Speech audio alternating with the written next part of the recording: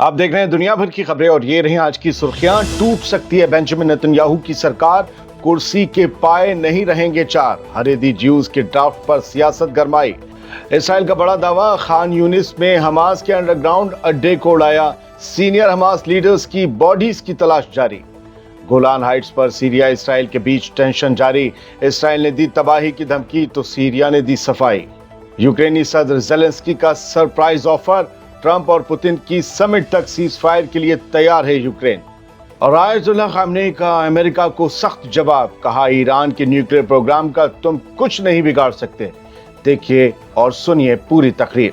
आजाद बोल इंडिया में आप सभी का खैर मकदम है। मैं हूं आदिल खान आजाद। आज है 4 जून 2025। आप देख रहे हैं स्पेशल प्राइम टाइम शो दुनिया भर की खबरें। तो चलिए शुरू करते हैं दुनिया भर की खबरों का ये सफ़र तफसील से। लेट होने की वजह नई जगह है, सेटअप में थोड़ी सी प्रॉब्लम है। कल परसों से सब कुछ टाइम पर होगा। माजरत, शुरुआत करते हैं। इसराइल में सियासी हंगामा मच गया है। हरेदी यहूदियों के मिलिट्री ड्राफ्ट इशू पर नेतन्याहू की हुकूमत टूटने के करीब आ चुकी है। हरेदी या अल्ट्रा ऑर्थोडॉक्स ज्यूज को जबरदस्ती फौज में भर्ती करने के फैसले पर नेतन्याहू घिर गया है। नेतन्याहू की गले की हड्डी और कुर्सी के लिए खतरा बन गया है ये फैसला। द टाइम्स ऑफ इसराइल अखबार के मुताबिक इसराइल एक बार फिर वक्त से पहले इलेक्शंस की तरफ बढ़ रहा है और इस बार वजह है अल्ट्रा ऑर्थोडॉक्स हरेदी यानी कि ज्यूज का मिलिट्री ड्राफ्ट का मुद्दा, जो नेतन्याहू की हुकूमत के लिए एक बड़ी मुसीबत बन गया है। इसराइली मीडिया रिपोर्ट्स के मुताबिक हरेदी रब्बीस ने अपनी सियासी पार्टियों को हुक्म दिया है, जिन पार्टियों से वो जुड़े हैं और उनकी खास तौर से वो पार्टियां मानी जाती हैं हरेदीस की, उन पार्टियों को हुक्म दिया है कि वो नेतन्याहू की कोएलिशन गवर्नमेंट से निकल जाएं। यानी जो अलायंस की सरकार है ना, मिलजुल के जो सरकार बनी है उससे वो निकल जाएं, क्योंकि हुकूमत अब तक उनके लिए मिलिट्री एग्जम्पशन का बिल पास नहीं करा पाई है। हरीदियों की डिमांड यही है कि वो फौज में भर्ती नहीं होंगे, वो मरने के लिए नहीं बने, सिर्फ इबादत करने के लिए बने हैं। वही जो टोपा लगाकर चोटी बांधकर चलते हैं उनकी बात हो रही है। अखबार हारेट्स इसराइल का लिखता है कि एक मशहूर रब्बी ने अपनी पार्टी को नेसेट में नेतन्याहू की सरकार गिराने वाले बिल पर अपोजिशन को सपोर्ट देने को कहा है। इसी वजह से नेतन्याहू की हुकूमत की मेजॉरिटी अब खतरे में है और अगर नेसेट तोड़ने का बिल पास हो गया तो इसराइल में नए इलेक्शंस लाजमी हो जाएंगे। तमाम इसराइली अखबार इसी खबर से भरे पड़े हैं। ये सबसे बड़ी सियासी हलचल इसराइल के लिए बन गई है। इसराइल के पब्लिक ब्रॉडकास्टर कान ने इस शोडाउन को नेतन्याहू हुकूमत का असली इम्तिहान करार दिया है और कहा है कि रब्बीस का ये फैसला या फिर ये सब तमाम फैसले इसराइल के अगले सियासी दौर का रुख तय करेंगे। दोस्तों, इसराइल में इस मुद्दे पर वोट का वक्त भी अभी फिक्स नहीं हुआ है, जो नेसेट के अंदर वोटिंग होनी है, लेकिन कहा जा रहा है कि 11 जून से पहले नेसेट वोट नहीं करेगी। अगर उससे पहले नेतन्याहू ने कोई गोटी फेट कर दी तो ठीक, वरना इसराइल में वक्त से पहले इलेक्शन होंगे और नेतन्याहू इलेक्शन के लिए तैयार नहीं है। वो इलेक्शन से घबराता है क्योंकि गजा में वो अपने किसी भी मकसद में अभी तक पूरी तरह से कामयाब नहीं हो पाया है और दूसरी तरफ उसके खिलाफ करप्शन के बड़े केसेस चल रहे हैं, जिसकी वजह से उसे बार बार कचहरी के चक्कर लगाने पड़ते हैं। ऐसे में उसकी जीत मुश्किल भी हो सकती है। बढ़ते आगे खबर गजा की। इसराइल ने गजा के खान यूनिस में ज़मीन के नीचे बने हमास के इंफ्रास्ट्रक्चर पर बड़ी एयर स्ट्राइक का दावा किया है। इसराइली मीडिया कह रहा है कि यहाँ हमास के कुछ सीनियर लीडर्स छुपे हुए थे, लेकिन अभी तक कंफर्म ये नहीं हो पाया है कि उनमें से कोई हलाक हुआ या नहीं।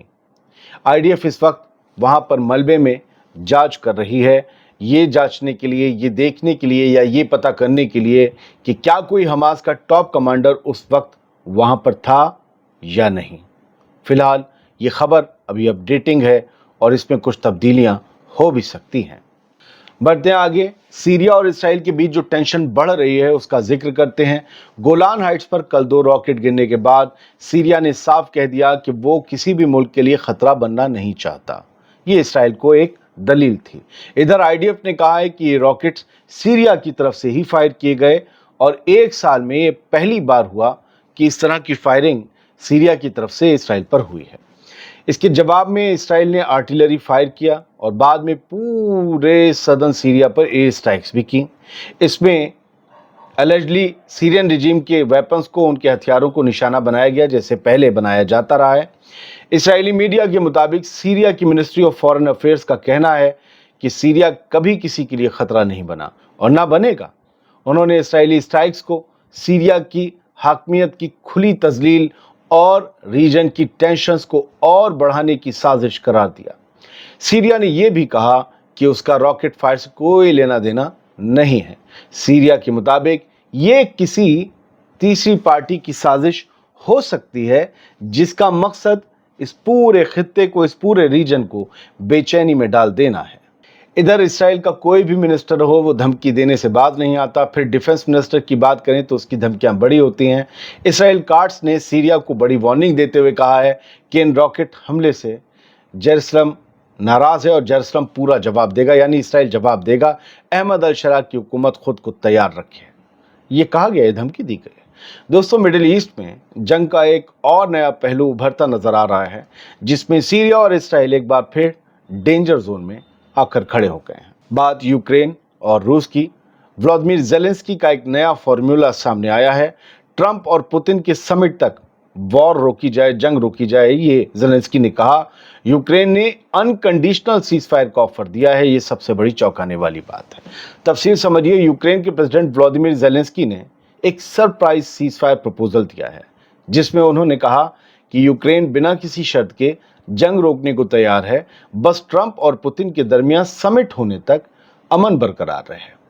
ज़ेलेंस्की ने कहा कि हम किसी भी दिन किसी भी जगह मिलने को तैयार हैं, चाहे वो इस्तांबुल हो, वेटिकन सिटी हो या फिर स्विट्जरलैंड क्यों ना हो। ये पहली बार है दोस्तों कि जब यूक्रेन ने इस लेवल का बिना शर्त का सीज़फायर ऑफर किया है, और वो भी डायरेक्टली ट्रंप और पुतिन के मुमकिना अमन मुज़ाकरात से जोड़कर, जो मीटिंग उनके दरमियान होने वाली है।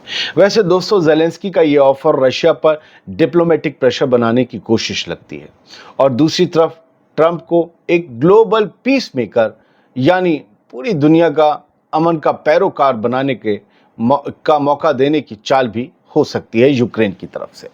फिलहाल इस ऑफर पर रशिया की तरफ से अब तक कोई ऑफिशियल रिएक्शन या जवाब नहीं आया है। बात साउथ कोरिया की। साउथ कोरिया के कम मुद्दत के स्नैप इलेक्शंस में ली जे मियोंग को मुल्क का 14वां प्रेसिडेंट चुन लिया गया है।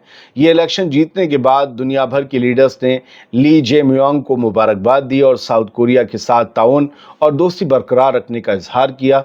ये इलेक्शन साउथ कोरिया के सियासी मंजर पर एक अहम मोड़ माना जा रहा है, जिसमें ली जे मियोंग के लीडरशिप में नई पॉलिसीज और राहें खुल सकती हैं। और अब आखिर में आयतुल्लाह खामनेई की आज की उस पूरी स्पीच को आपके सामने रखने जा रहे हैं, जो आप में से बहुत से लोग सुनना चाहते थे, जिन्होंने पिछले वीडियो में कमेंट किया कि हमें पूरी स्पीच बताइए क्या है। और इस स्पीच में उन्होंने अमेरिका और ट्रंप को हिला कर रख दिया है, ये मैं आपको बताने जा रहा हूँ। उन्होंने कहा है कि अमेरिका ईरान की न्यूक्लियर प्रोग्राम के खिलाफ कुछ भी नहीं कर सकता। अब पूरी स्पीच सुनिए खामनेई साहब की। ईरान के leader Ayatollah Syed Ali Khamenei ने कहा है कि यूरेनियम एनरिचमेंट ईरान के न्यूक्लियर प्रोग्राम की बुनियाद है, और अमेरिका के सारे प्रपोजल्स जो कि ईरान से तमाम एनरिचमेंट रोकने की डिमांड करते हैं वो बेकार हैं।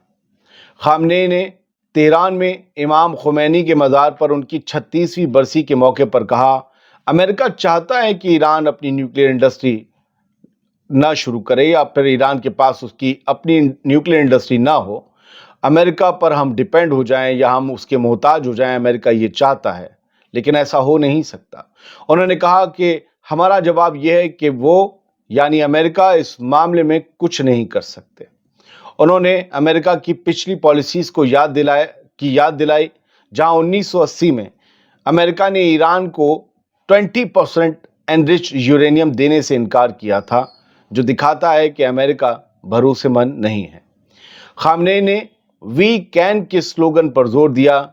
ईरान अपनी नेशनल इंडिपेंडेंस और अपनी ताकत पर खड़ा है, ये उन्होंने कहा, और अमेरिका की जो भी कोशिशें हैं उसका मकसद ईरान को कंट्रोल करना है, लेकिन हम ऐसा होने नहीं देंगे। ये पूरा खामनेई साहब का बयान है।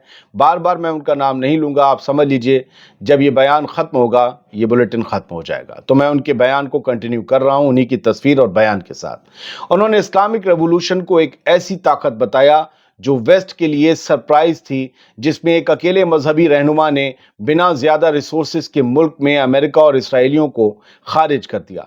آیت اللہ خامنئی نے کہا کہ ایران نے ہزاروں سازشوں کا مقابلہ کیا ہے اور اسلامک ریپبلک نے سب کو ناکام بنایا ہے۔ انہوں نے مسلم ملکوں کو فلسطین کے حق میں قومی عمل کی طرف دعوت دی اور کہا کہ اسرائیل کے وار کرائمز کو برداشت نہیں کیا جا سکتا۔